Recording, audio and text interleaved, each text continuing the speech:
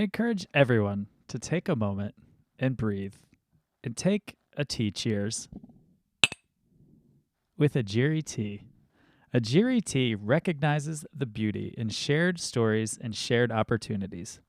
Ajiri sources award-winning tea from Kenya, employs women in the region to handcraft the labels, and sends 100% of the profits back to the region to support orphan education. Save 10% on your order of Kenyan teas and coffee with the code BeautifullyHuman at ajiritea.com. AJIRIT.com. Tea mugs up. Hello and welcome to the Beautifully Human podcast. I'm Nick Sheesby. In this podcast, I speak with beautiful humans from all around the world, sharing with you their incredible stories, revealing the power in every human story, to spread love and humanity to a world that is in desperate need of it, to show that we can all connect in beautiful ways, no matter where we come from or what we look like. What you will find out is that we are all beautifully human. Let's all be beautifully human. Hello and welcome to the Beautifully Human podcast. Today I am hanging out with Cetvies, and we have a really wonderful talk about a lot of really big issues in the world today, not only in the States, but all over the world and in her country, in France, and what motivated her to start writing and standing up against these atrocities that are going on. And I will let her tell you more about that. If you enjoy this podcast, follow along on Instagram at the Beautifully Human Podcast and on Spotify. Rate, review, and subscribe on Apple Podcasts. It helps us get this out to more people. And as always, enjoy this beautiful conversation. So I love to start these conversations off with a very broad and overarching theme and a question to you, and say, Cetvies, tell me the story of your life. Right. Usually people ask me how come I end up writing what I write. And I guess this is it's a snapshot of what I could say that is my life, because of when you have a hobby that takes much of your time and hobby, and that also you try it to become a profession and so forth, is so much of a journey that things tend to revolve around it. And so yes, it's Yeah. So when did you start writing in your life? When was your earliest memories of writing? I'd say my really writing I would have started young, but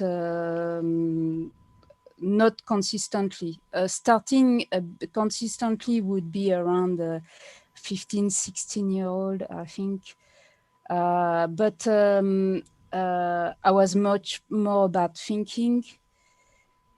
And when I started writing really a lot, it's adult age, around 22, I'd say.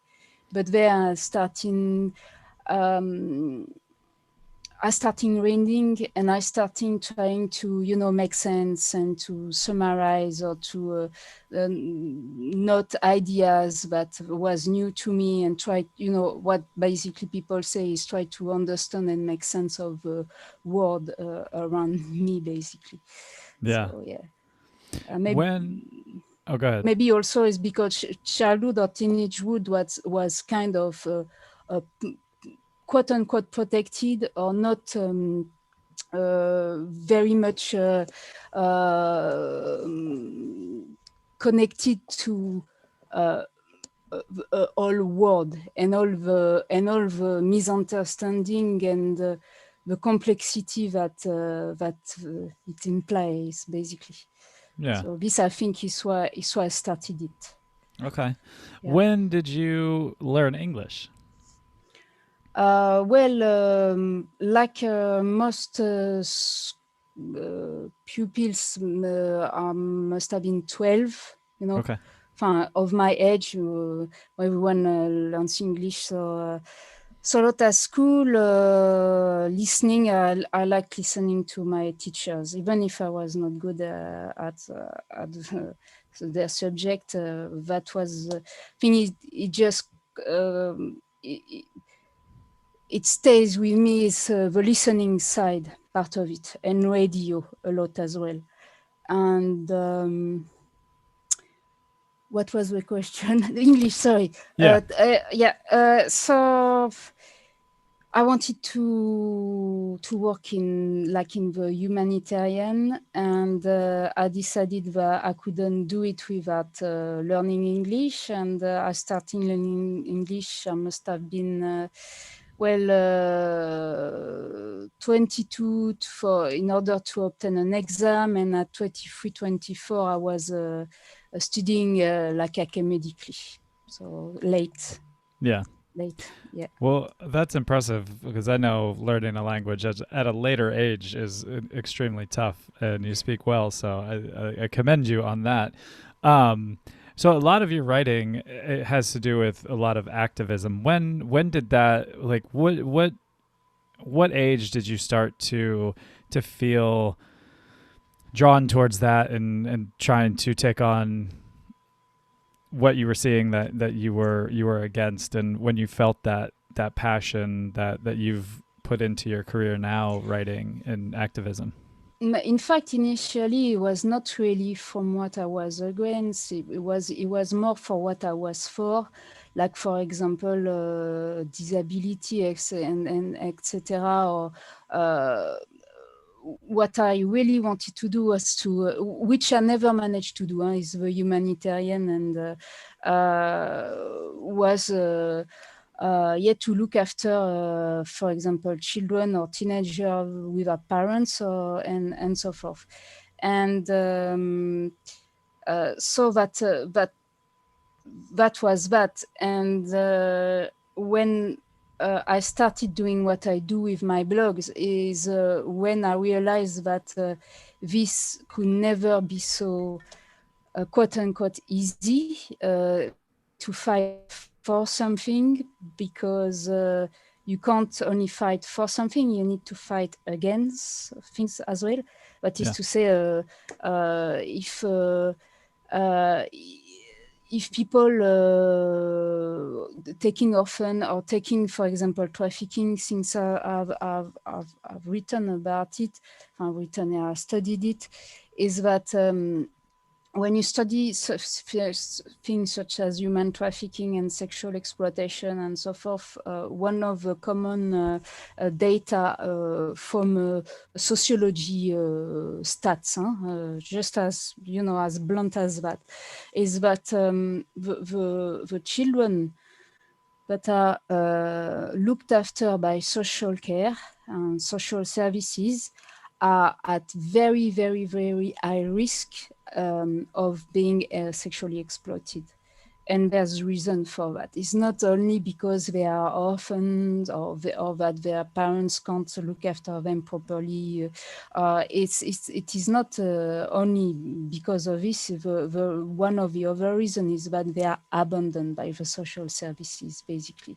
Yeah. And when you work in such context, then you rapidly know what it is to the amount of neglect, for example, that may occur in this kind of settings. So, I mean, to take one example, to take another example, but this is also a data that comes very quickly and this is when you study humanitarian, is for the Red Cross, for example.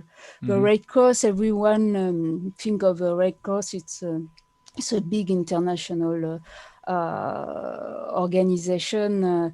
it's so big, it's so linked with UN and big war and big situation and so forth. And but when you start studying the Red Cross, one of the big things that they are accused of, I mean, very seriously, it's not the Red Cross has for basic principle to be impartial. It's not really impartial, but basically what are the principle is not to take side. Right. And what is very, very well known from the Red Cross part is that during war, from their policies of not taking side, they ended up like giving care to the people who were the bullies, who were the assassin, or who were terrorists and so forth, who were attacking the population. They end up healing and caring and giving food to the people who were the murderers. Mm-hmm. So basically, they ending feeding wars this way because yes, because this way they would help the murderers. Simply, Yeah. and it's not only in one occasion. It's like recurrently. It is this because of this principle of impartiality. So, Yeah, that's something I had not thought about, was that to be impartial, you have to help. You're helping the people that need help, but you're also helping the people who are the terrorists and the murderers. yeah, in fact, is what impartial is not even a good word for it, because if you want to be impartial, you still need to follow the human rights and justice, concept of justice. You're not gonna give the murderer I don't know, a kitchen knife, yeah, because you know that the moment he has it, is gonna kill the victim. Yeah. But so it's not even impartial. But when well, Aka will put it more simply and saying no, they don't take sides. So yeah. Yeah, and it happens so much around the world with such a big organization. So what led you to start studying all of this? Like, was it just like a feeling that the world is just kind of crazy and you wanted to be a voice for these people? Is that what you were seeing, and then wanted to stand up for these things? Like, was that what motivated you to start writing and getting into activism? No, in fact, writing, I think it's my tool. It's what I like doing. In fact, I write about many subjects. It's not only about human rights, kind of at all, but the human rights parts, I put it forward. I put it, is on blogs.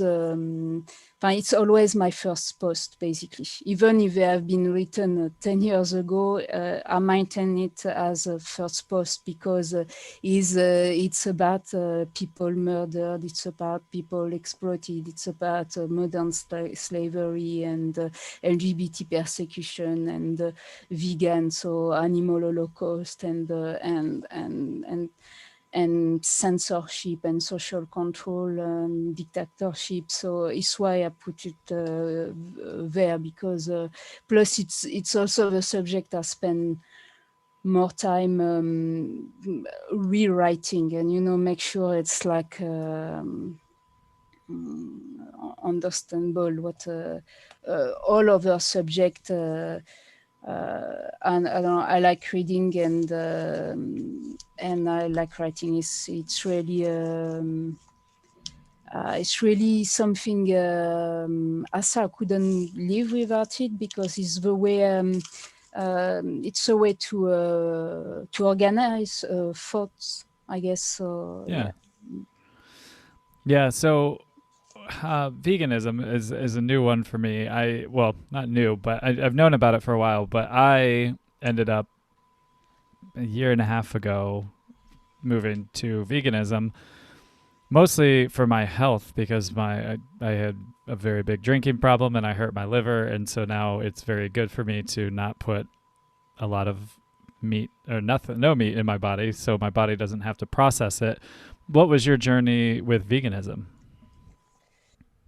Alors, veganism uh, I'd say that I don't like speaking about it because I'm a bit ashamed of the journey I took. It took me to understand things basically, because I'm from a culture that is very very meat based. I mean, it's not even. We can't say it's a culture because it's kind of a new phenomenon that Mm-hmm. people eat meats at each meal, but it's something that people want to associate with health and wealth and conviviality and it's so disgusting in a way, because I think that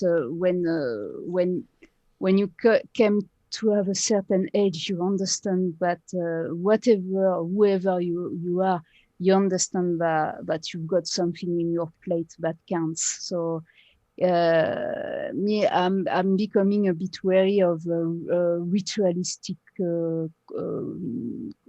the rituals of conviviality this way.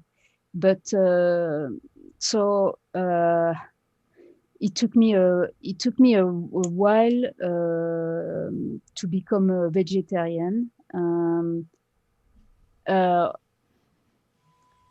and it happened that revolutionized my diet, because I started to eat more dairy, and this is very good because a lot of people are calcium deficient. Yeah. Yeah, so this is one.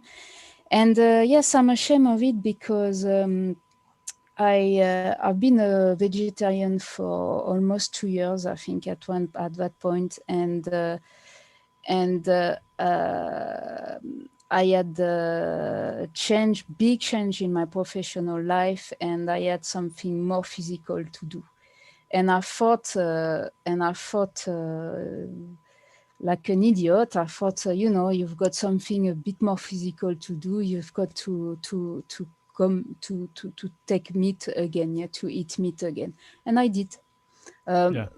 Way less than I would I used to do as a teen. That's for sure. I mean, like I would never cook a lot, but I still would. I start eating again, and and the and I'm very ashamed because I've been very lucky. I was surrounded by pets, and I was surrounded. I lived in the countryside, so I knew animals, Yeah. and I always known that all are intelligent. They are lively, lovely, and so forth. Yeah, and I Yeah. was very lucky for this. I know I was very lucky, but. It took me so long to connect this and to emit a judgment on my overall behavior. Yeah, and there's two events for me. It's driving and see cars in lorries. And when I was seeing cars in lorries with their noise through the bars, I knew that they were going to the slaughterhouse. I Yeah. knew it. And I knew cars, and I know are gentle, and I don't know how beautiful or big and so forth a car might be, and soft nose and the soft fur and so forth, whatever, yeah. And they were like, protecting their noise because it was the last time they would have some kind of fresh air, and just before the slaughterhouses, and and uh, and I don't know. I knew that I had to come back to vegetarianism, And in fact, it was before internet, and I was studying in a big in the library of in Paris, and so very big library. Um, and I was studying English. And I end up, like walking just to walk and to watch the books, and I end up with like 5, 6, 7 meters shelf about vegetarianism. And I opened the book, and the moment I was able to read about vegetarianism, it was before the internet, huh? And I was able to read about vegetarianism, and I became a vegetarian at that very moment. That I was able to have people telling me what to cook, how to cook it, what to buy, and it's very easy to be vegetarian, huh? I mean, the only thing that is not easy, it's when you are in the middle of nowhere and that everything is around meat, or Yeah. yeah. And it start being well, very hellish, because if you've got nothing to cook for yourself, it's it's no good. So well, so yeah, so one is that is about veganism, is that if you are not near an Indian shop with 10 different beans and dal and pulses and herbs and oils and so forth, uh, veganism might be a problem, because you might have some products, but it's so much expensive that we've got a big problem about what we can buy. Yeah. That is true. Also, it implies cooking. So this is question of habit. It's good if you have a good podcast on, but still the tools to have, to play with podcasts like you play with radio are not really there. Um, and as a vegan, I had a second event. I was at my friend. I went to see cows to buy milk, and it's the last time I drank milk from cows because I became a vegan. It's Yeah. Even if it's a lovely farm, it doesn't have to be very lovely, because very lovely farms, if they exist, is people doing it for themselves, basically. Yes, it's I mean, the condition of the animals, even if they are free range, even if they are whatever they want to tell you, it's not good condition. It's really not good condition for Yeah. animals. And even if they were, in any case, for milk, it's Iskars that gives I don't know how many milks a day, just to be slaughtered. It's the same story, basically. The same ending everywhere, is to be slaughtered after. Yeah. So yes, it's like it feels ridiculous to go and to see the car, and because you want to see the car, and you feel, you know, the farm, and you see if they are alive, and so forth, and it's not too bad a farm, but you are going to see this animal that in fact are going to be slaughtered. It's ridiculous. I mean, it's ridiculous, yeah. Yeah. And yeah, and also we've got enormous problem that in France, but in France we are lucky enough to be made aware of it, is that, for example, so you've got this, I don't know if we can call it greenwash, but it's like advertisement on how good, on how well animals are, and blah blah. And when you enter the farms, and when you enter the slaughterhouses, it's well, it's nothing to do with, even it's nothing to do with what are the standards are. They don't even follow the standards. There is so many places where standards are not followed, but they are.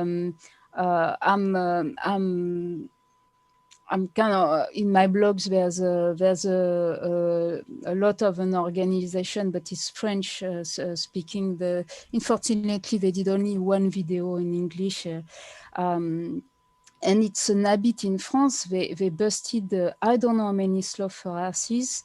Well, the standards are not respected. The vets say, yeah, no problem, it's okay, all is good, yeah. They have to make buy, to pay a spy, to make sure that there's a spy going into the slaughter, like filming secretly how awful it is. And when the all proof are in front of the judges give them a ridiculous amount of fine, and all is good after that. And it's happening. It's not even happening once, twice. It's a recurrent occurrence in France. Yeah, I feel like that here too. I mean, I don't think there's hardly any regulations, and if they are, it's just very like, do this and then do whatever you want. You are in Canada? I'm in the United States. Okay. Yeah. No, the United States, you have the problem of like. My guess is your standards are very lower than Europeans one. Yeah, very chlorine chickens and stuff like this, right? And also the amount of antibiotics and the amount of steroids, and because the situation, the hygiene situation of these animals is so awful that they can't survive without ingestion of steroids and injection of antibiotics. Yeah. There's even, I think, there's even like discussion. The guy who wants more beef in them, but it's good. They eat the meat and they eat steroids at the same time, so they go all all big. Yes, the standards are. One of also one of my film awareness on that, it's called the film is called The Earthlings. It's available on the internet.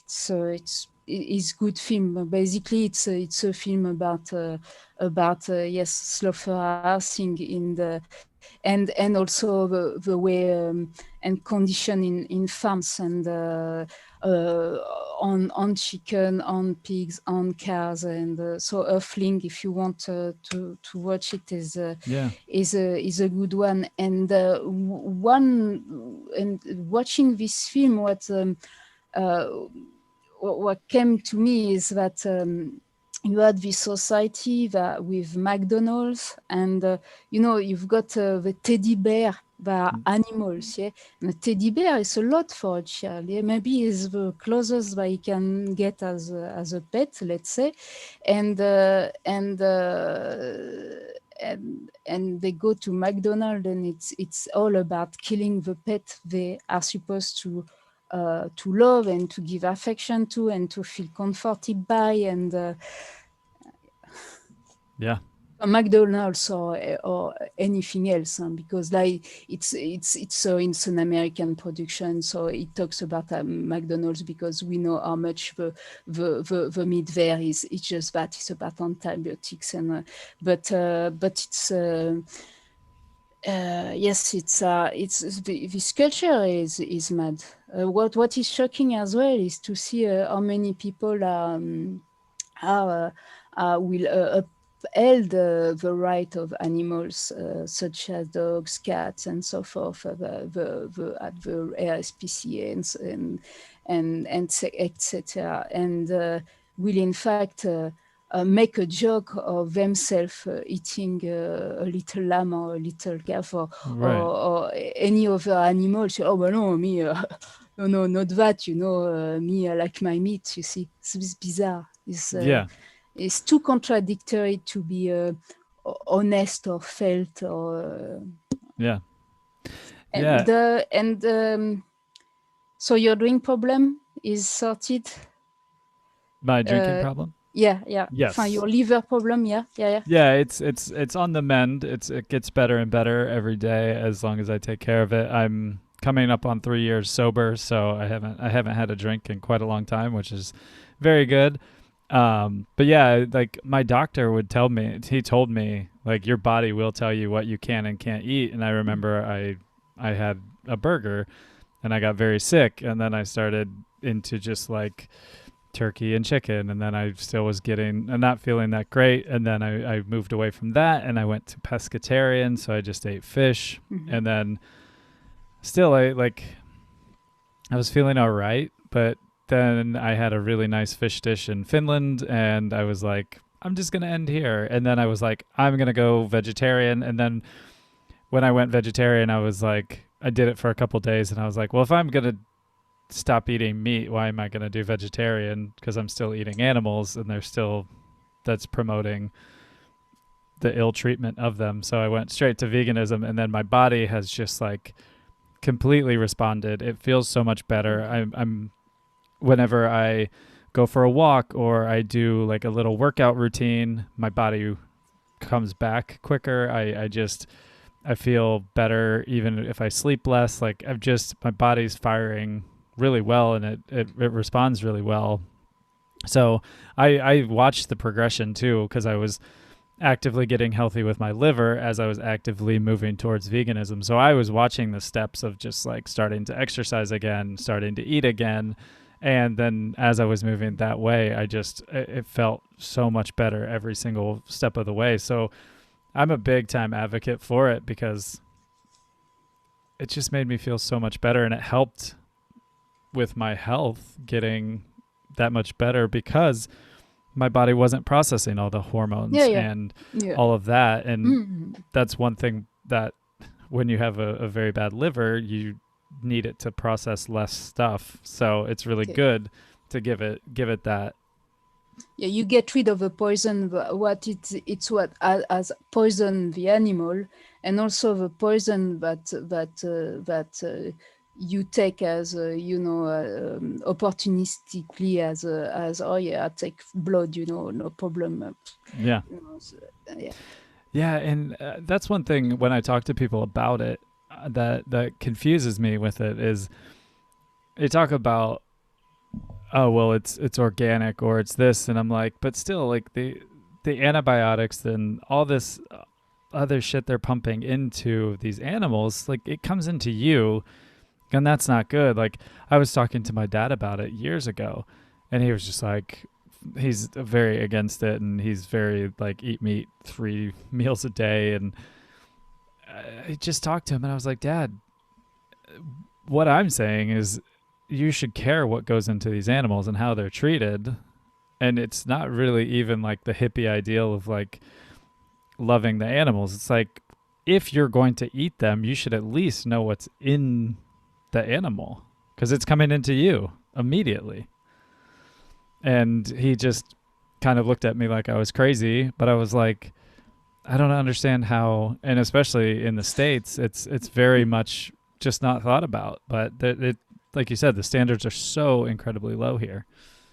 Maybe me, I found it's almost most comfortable with someone who doesn't care about anything, but someone who start thinking just about their health. You see, but just pick that as a way to improve their health for them because they are the receiving end, than to think, oh la la, no, whatever it's how healthy the animal is.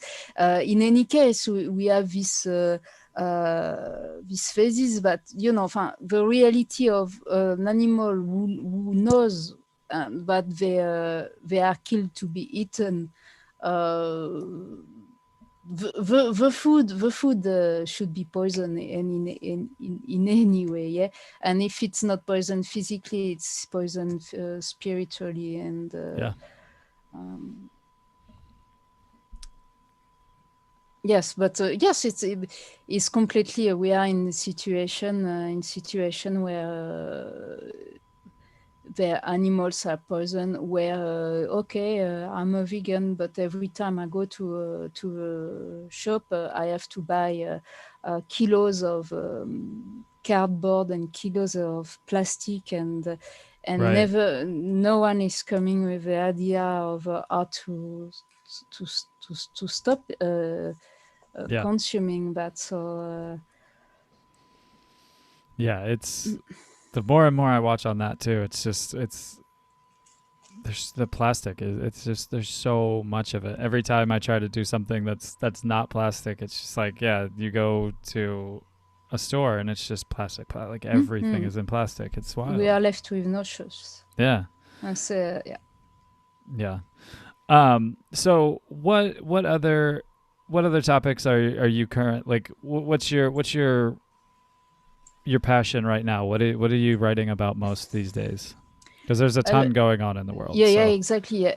Well, the last thing I've been kind of trying to create awareness about, it's LGBT persecution, and so there's a very specific story for that. It's someone who I came into contact. So the situation of him and of many other people.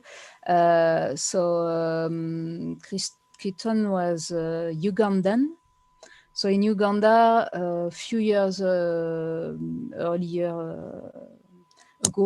few years ago, there's a kill the gays bill that was like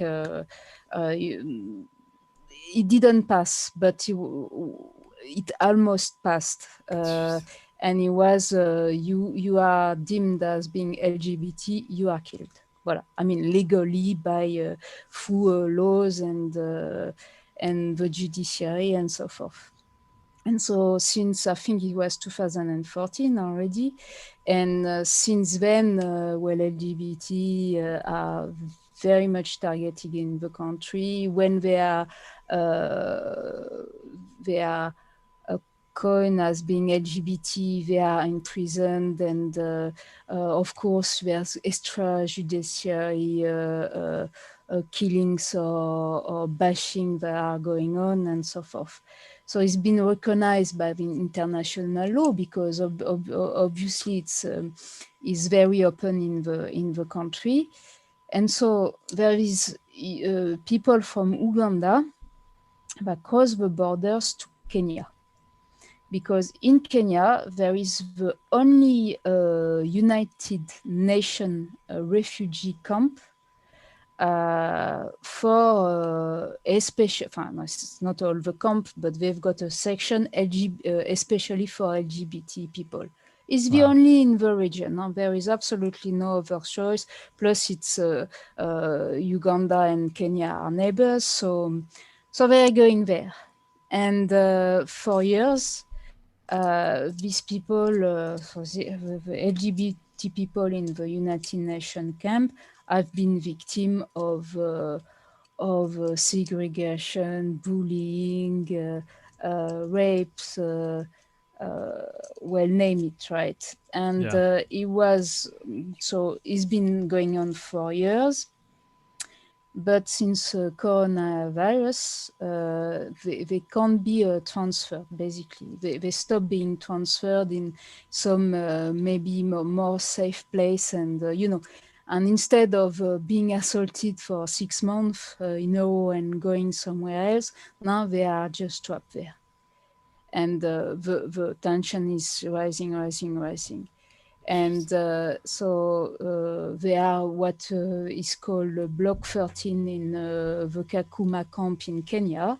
To precise very quickly, in Kenya, if you are recognized as being LGBT, you might you might take 15 years in prison, up to 15 years in prison in Kenya. In Kenya, because Kenya, me, I was 20, learning English, a little bit of English to go in international camps and so forth.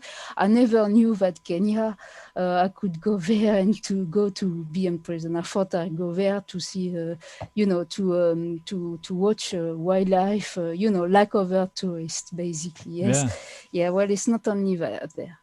And so they send the LGBT people in Kenya, where you can get 15 years to be LGBT, and you can be thrown to prison for that, right? So you imagine the police, the doctors, the civil servants and so forth, Kenyan attitude to people they would normally, nationally imprisoned and target and bullied and whatever else, right? And they are and the refugee, LGBT refugee there, what kind of treatment they're gonna receive from Kenya? And the reason they receive is absolutely awful.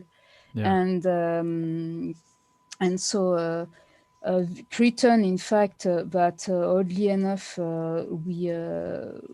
we started to be in contact via a project of podcast. Has been killed 3 months after he has been murdered. So there have been several attempts at bombing, petrol bombing. And so at the second attempt, his body was so burned that he died a few days after. And it's going on, and the situation there is that the UN staff does nothing. Me, I thought of this again. It's another of the surprises is that the United Nations staff, they do absolutely nothing. They for this murder in particular, they saw so there's 300 people LGBT there, refugee. There only half of them are openly gay, gay, LGBT, and yes, and they are assaulted by the local population, or they are assaulted by the other refugees. And in fact, the one that particularly are targeting them are terrorists coming from Somalia and Sudan, because the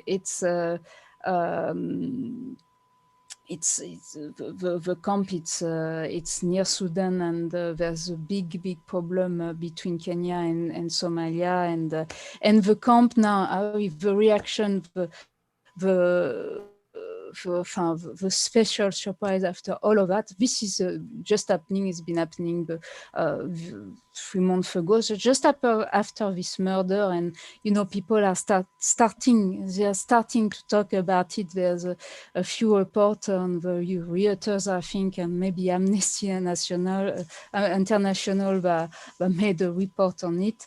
And the response is that now, if my memory is good enough, but it's like camps that altogether there's 300,000 refugees in there, and Kenya say no, we are too fed up. There's terrorists everywhere coming from Somalia in particular. We're gonna close the camps. 300,000 refugees, plus what we know about the refugee, the climatic refugees, the problem everywhere in Africa, the problem of civil war everywhere in Africa, and that always has been there because of territorial problem, and is more and more the case of Islamic state, and notably, so it's becoming worse and worse in Africa, yes, now the Kenya's reaction is to fall, is to stop to stop this Jeez. camp. Yeah, I so mean, they haven't closed it, but it's the diplomatic relation are there. I Want to. just anytime I hear anything like that, it's just I never understand how just a simple human right of who you love has become such a you get killed for it in some places, you get imprisoned in some places, and I mean even here in the States it's like you're fighting for rights to marry that person, and it's just it's mind-boggling that it has been become such a problem to so many people. And it's like it doesn't affect you. It doesn't affect like Yeah, no, me, I think that the answer is very simple, is that there's no greater weapon, there's no greater way of control. If you can control the person people will be able to marry, the person they will be able to love, and to have to develop I don't know, to develop intellectually with, and spiritually with, and there's no better weapon against someone. right. There is none, because if you say to someone, look, this person happens to like you, and you happen to be in love with them, but it's not gonna be happening, they destroy you, basically. Yeah. They in this way they destroy who you are, because even if you can, let's say, evolve intellectually, well, of course, independently of who you are dating, yeah, but it's not this, is that everything you do after that is that you are being made slave of dominant society. Yeah. Your level of being is reduced to nothing, Yeah. and it's why it's and in fact, I know it through many different ways, but um, it's always what I say, because I think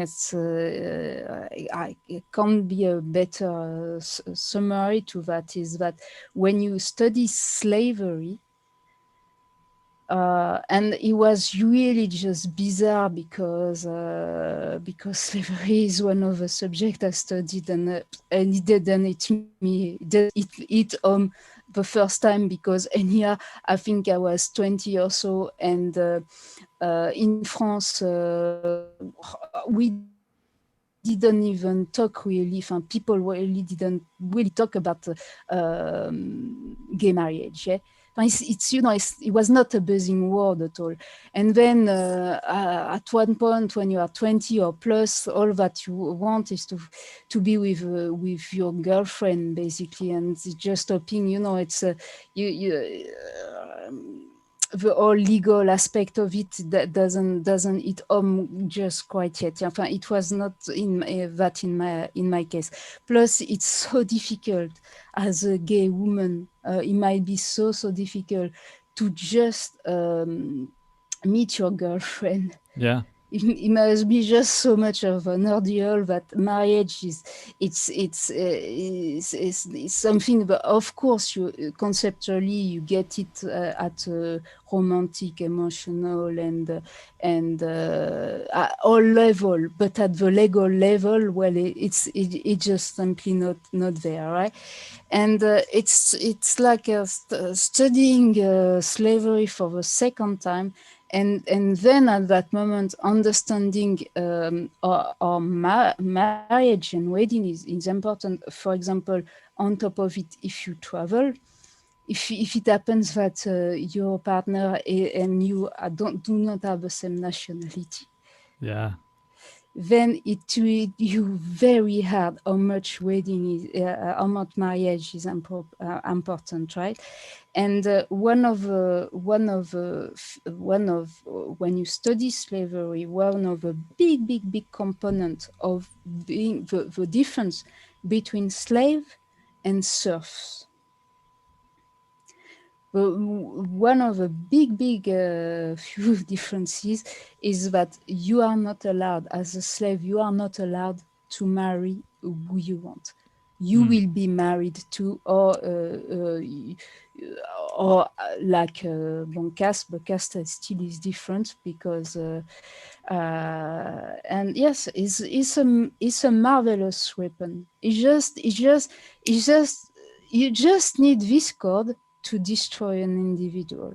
Yeah. And when you destroy an individual, well, you destroy it. That's all. And this is why people are doing it, because they get rid of they get rid of someone this way, yeah? And everything that goes so perversely after that. That it's also the early marriage. Why they want you to marry who they want is because it's still is something like control, and Yeah. also it is to do with sexual exploitation, and exploitation at large. It's just this. You have it. Yeah. Plus uh, destroying opportunity of education, and also if they make sure you marry someone who you would never have chosen, or you don't develop and so forth, yeah, personally and so forth. They don't only have you, they will have your children as well. Yeah. Um, Yeah, and like you said, it's so powerful what you said. Of it's just such a way of control. Because I'm just thinking of like here in the states, right? And I not even just in the states, everywhere. It's like every little kid's dream, and especially it's put to you as like totally. how every little girl wants to grow up to be a woman and have that day, but you're totally excluding someone from having that when you say you can't marry another woman or another Mm. man or whoever you love. And it's yeah, it's that it just takes all of that hope, those hopes and those dreams away from somebody simply because they love the wrong person. And Yes, so, yeah. that's so And ridiculous. on the day, or you still have, if you are not completely smoother yet, but is the idea, of course, being with one's partner, yeah. And it's this is all your personal life. I mean, in case it's your idea of what you want to be your life. If it's something else, it's something else. There's people that are very happy on being single, and it's being free. But if you want, but it's the same, because if people say no, you don't get a girlfriend, you don't a boyfriend, is the same.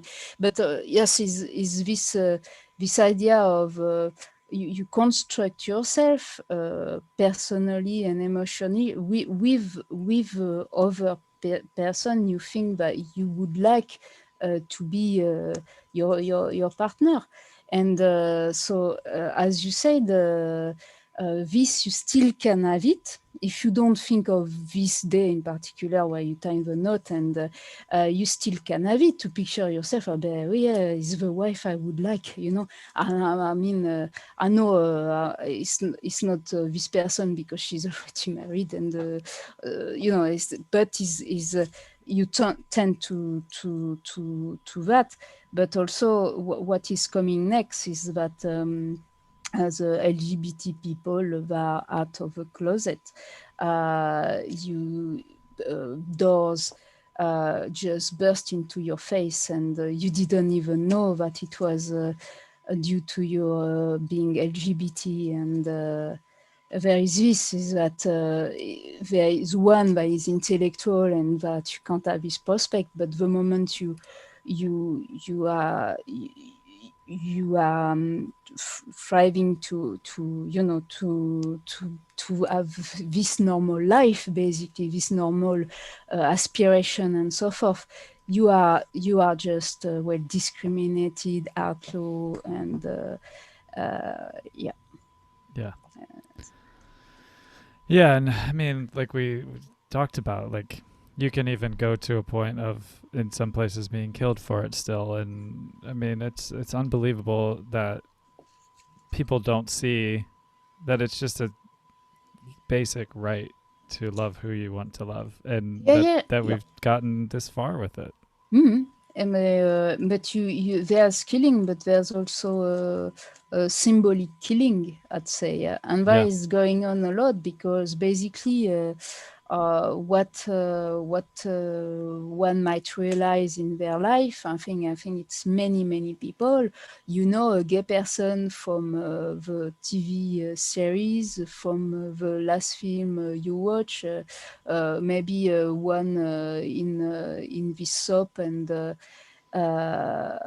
something somewhere in a book, but in their personal life, the LGBT people are just far in between. Huh? Yeah. Yeah. Wow. Yeah. I mean, I don't know. It's just the more and more I think about it, and the more I see, and it's just I don't know. It feels impossible to to think that and I know like talking about it. It is just a way of control and showing people what they can and cannot do, and I don't know. That's a really tough one for me. That I don't know. I just can't stomach how people are still so in the dark about it, or so just anti someone loving who they love. Are you bi or are you? No, I'm not. But my best friend lives in Berlin, and she is, and just I've had many friends who are, and I just it like what it boils down to me is like it doesn't affect me who you love, right? It doesn't have any negative effect if you love a woman, or if I loved a man. It doesn't have any negative effect on anybody. It's just like the fact that I am with a woman doesn't have any real effect on you or anybody else. It's just who I've chosen to be with. Maybe the society is organized, though.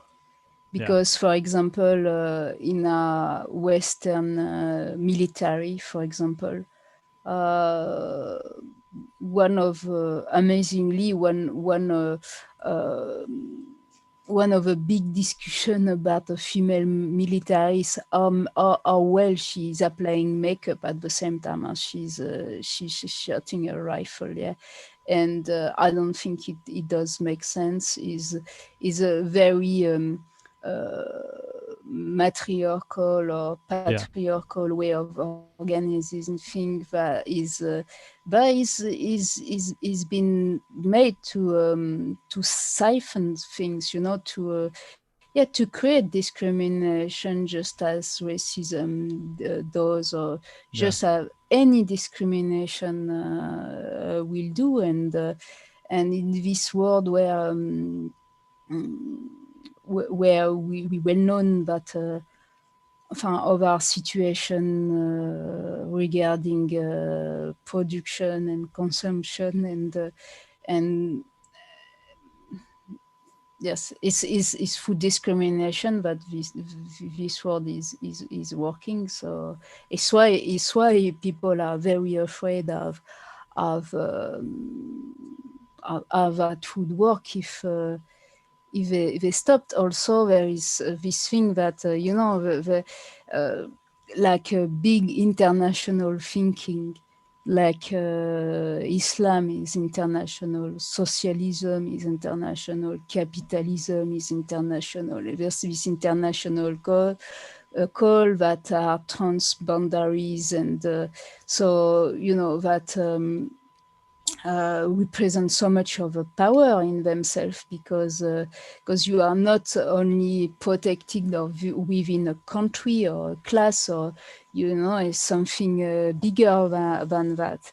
And also in this world of globalization and homophobia is international. Yeah. Is are the fascist and the racist of the day will come together, is to create another kind of discrimination, and to have to feed their ideology. And it's perfect. It's so perfect, because there is so many people saying amazingly that homosexuality is northern, but is modern, but is nothing to do with Africa, is nothing to do with Russia. You bet they are killed in prison, the one that they're that they are being gays.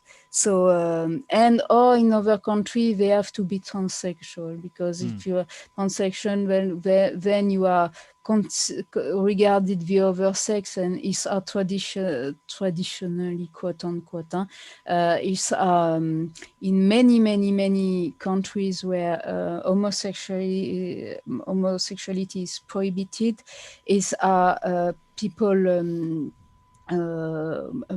still manage to be homosexual, is by saying that this person is transsexual. So, for example, that it's the opposite, therefore it's the opposite sex, and so it's not homosexuality. And it's like regularly, because of course you cannot kill homosexuality, because it's in I don't know how to put it, if it's in our gene, but it's human, and also it's because it's to do with intrinsic love and interest. So it's not something you can beat at all, because the person you love is the person for who you breathe. So at least at the personal and physical and I don't know, at this level, and also is the person that inspire you to so many kind of things, to courage, and to so it's not something you can beat, for sure. And so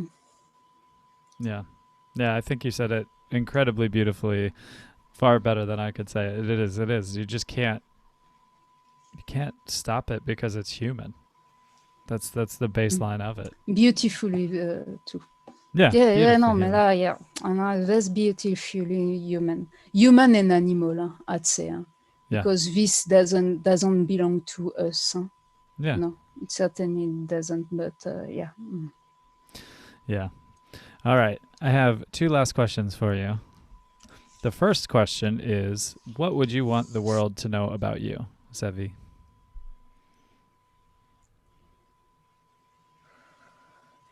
I wrote it. The thing that I would have, I wrote it, and this would be mainly yes, the human rights scandals that I read about, that I think that are misrepresented or underrepresented, but I wrote it. There is nothing that I would that I didn't write. But, that's beautiful. I love that. Last question for you is, if you had the ear of everyone in the world, what would you say to them? So if everybody was listening, say my podcast, that literally every single human in the world listened to it, what would you say to them? Well, I wouldn't say save the planet, because it's because of us that it's at risk. Yeah. But that would be the cry, and I wouldn't be say safe, because it would not be the right word, since we are the one who get it wrong. So, but yeah, and I don't think it's too cliche, because there is there's this go outside, go to other planets, like the Star Wars aspiration, that I completely understand, though. Because of being of an exploratory needs, and but yeah, but in any case, if we don't manage to respect our planet, we never manage to respect others. So Yeah, very true. And that's another big topic that I just sit here and I go, how is this even something that people don't believe in, that we're the ones harming our planet, and how we should protect it, and all these people that are anti-protecting it. I'm like, you realize once this planet is gone, we don't survive without a planet. So I don't know how much simpler it is to say, like, we got to save this place if we want to keep no, going. I think you might think of a future, but it's just that you can get away with doing the worst thing, and let's say survival of the fittest, and but is to fit what kind of world you are creating. It's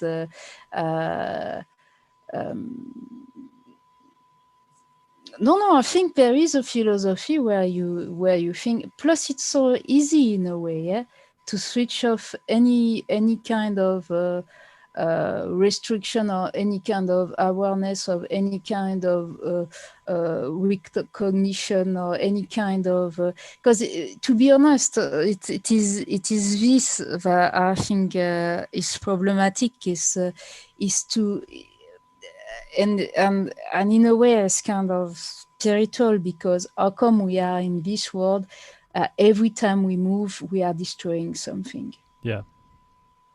and it's the world in which you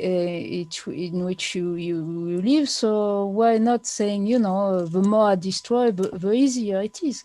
It's for sure. I just rob you. Yeah, you've been Yeah. working all your day, giving water to your plants. I don't know, looking after your kids for them to.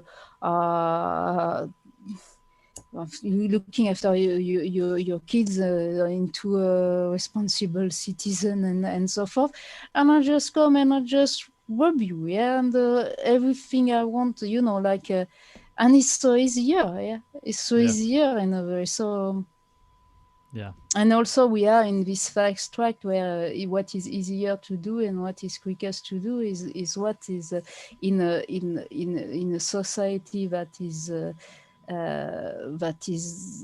not one per se, because that goes into auto-destructive mode, yeah. So I don't so basically it's a Yeah. long way, long way to say. Yes. No, but it's so true. It's so true. Um, well, I truly thank you for coming here and hanging out with me and sharing your knowledge and just sharing your passions. And I thank you for being a voice for all the voiceless that you put your voice to. So it's really beautiful what you're doing in the world, and I thank you for taking your time to share it with me and for everybody that listens to this podcast.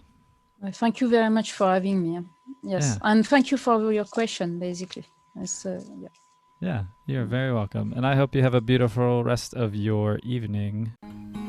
Thank you for listening to the Beautifully Human podcast. To hear more beautiful stories from beautiful humans, follow us on Spotify and rate, review, and subscribe on Apple Podcasts. Follow us on Instagram at the Beautifully Human Podcast. Peace signs up.